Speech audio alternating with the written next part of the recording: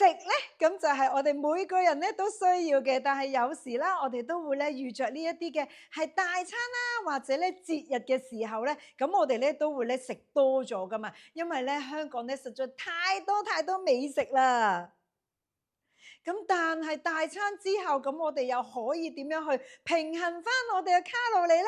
我哋好簡單，我哋會有我哋嘅 shake day 同埋我哋嘅半 shake day。咁有咩好處咧？咁佢係可以幫助我哋啦，平衡翻卡路里之餘啦，亦都可以俾我哋腸道咧係啦一個休息嘅。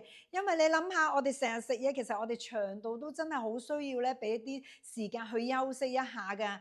咁我哋啦，平時咧半 shake day 嘅話咧，我哋會點樣去進行咧？同埋會幾時進行咧？嗱，如果我哋夜晚如果有一個 gathering 嘅，咁要食大餐喎，咁我哋咧就可以啦進行半 shake day，咁可以咧早午下午茶嘅時間咧，咁我哋都飲翻杯3+1嘅，係啦，咁記得咧飲翻多啲水。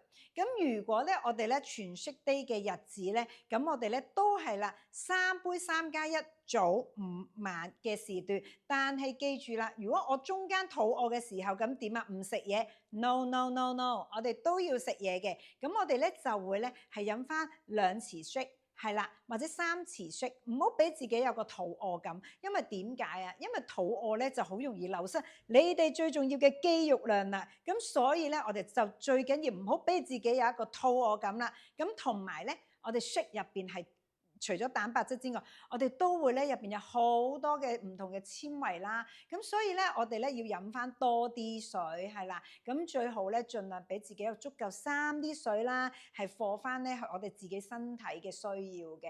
咁所以咧，我哋咧睇翻自己需要半 shake day 定係抑或我哋呢個全 shake day 啦。咁所以咧，大家咧都可以啦，睇翻自己需要，安排翻俾自己啦。